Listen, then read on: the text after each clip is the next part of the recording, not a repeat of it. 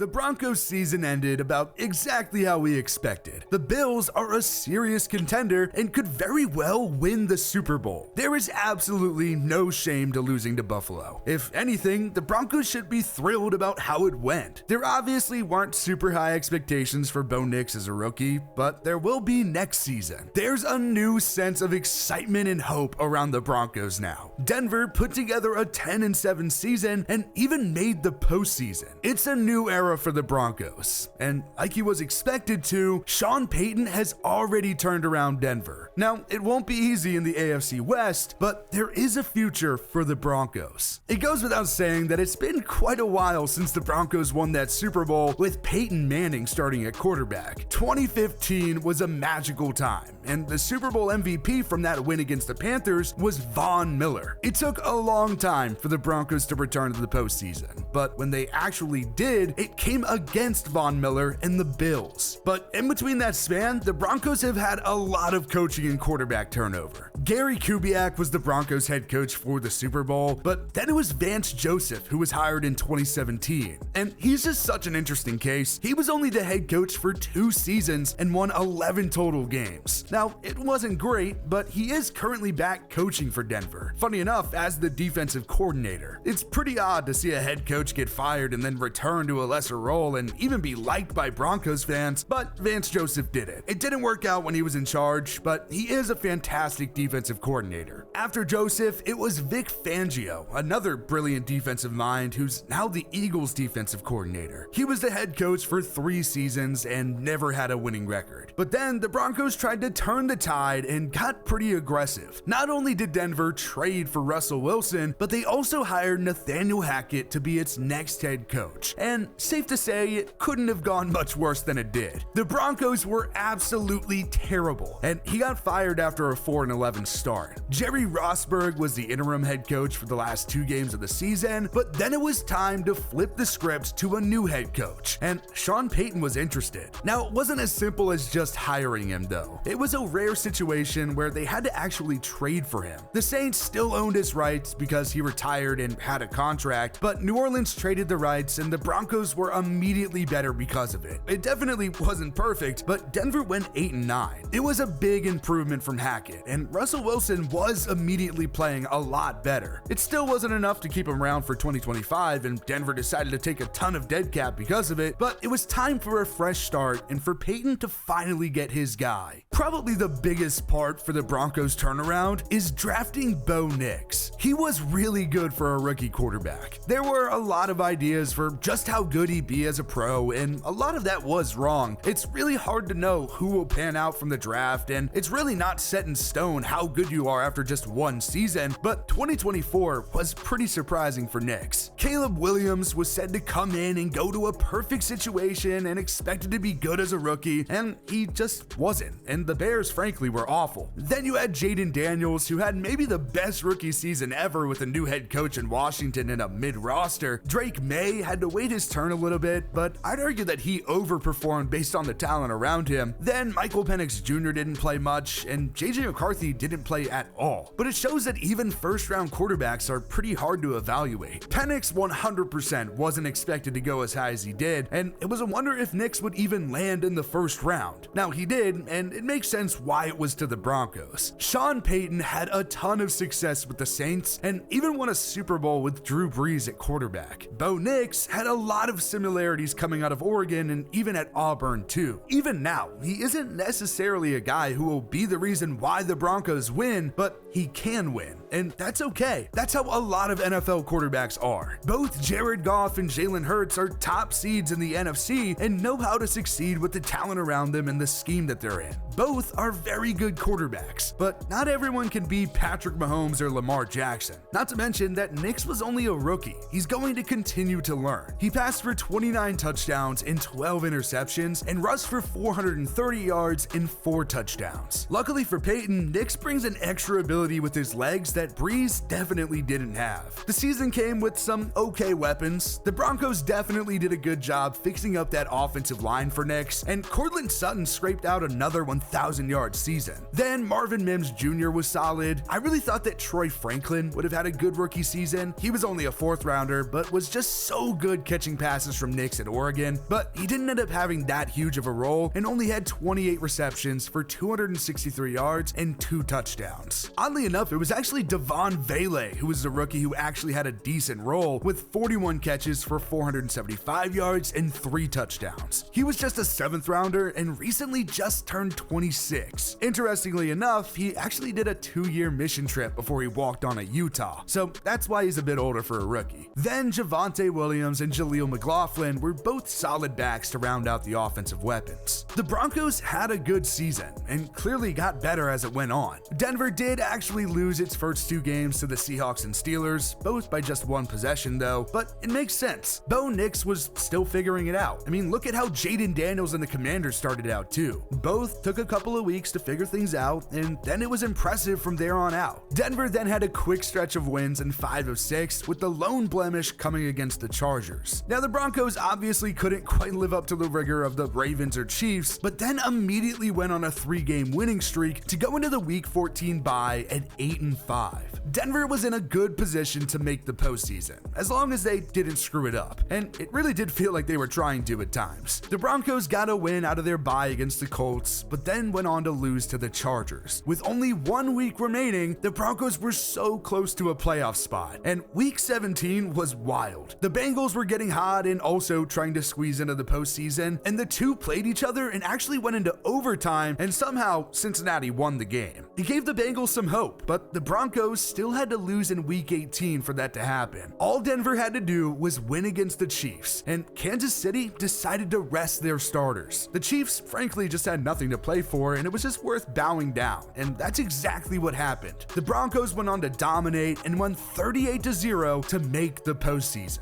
That alone is a huge success for Denver in 2024. Obviously, having to face the Bills isn't an ideal situation though. Buffalo is a serious Super Bowl contender, and that was very clear in the matchup. Denver actually started off really well, and Bo Nix hit Troy Franklin for a 43-yard touchdown to go up 7-0. So maybe the Broncos had a real chance in this game. Yeah, no. Buffalo went on to win 31-7 and completely dominated from then on out. James Cook rushed for a touchdown, Ty Johnson and Curtis Samuel both caught touchdowns from Josh Allen, and Tyler Bass hit 3 field goals. The Bills are good, and so was Josh Allen. He had 272 yards and 2 touchdowns in the matchup. Meanwhile, James Cook had 120 yards and a touchdown, and Khalil Shakir had 61 yards. Bo Nix did still play solid though. He had 144 yards and a touchdown. It was the Broncos' leading rusher with 43 yards. Courtland Sutton was his top target with 75 yards, but the Bills are just a juggernaut, and I don't think a lot of people would be shocked if they ended up winning the Super Bowl. The Bills won 14 games in the regular season, with their lone losses coming against the Ravens, Texans, Rams, and obviously the outliers of the Patriots in the last week of the season. That is 3 postseason teams who all made it to the divisional round. And then obviously there's New England when the Bills didn't play the starters in Week 18 with nothing to play for. I really can't say enough about just how good Josh Allen was. There's been this narrative for so long about his turnovers, but that just wasn't the case. He threw for 3,700 yards, 28 touchdowns, and only 6 interceptions, and rushed for 500 yards and 12 touchdowns. He may not go on to win the MVP, but it's him and Lamar Jackson at the top of the NFL, and it's not even close after that. He is a game changer, and having a good quarterback in the NFL is so important. If your quarterback isn't truly elite, he at least has to be really good and have a good roster, and that's likely what Bo Nix is. There's a solid future ahead for the Broncos, especially if Bo Nix can continue to develop, and Sean Payton has already shown that Denver can be good. It's not going to be easy in the AFC, especially the AFC West with Patrick Mahomes and the Chiefs and Justin Herbert and the Chargers, but the Broncos might just have what it takes to battle it out in the AFC very seriously.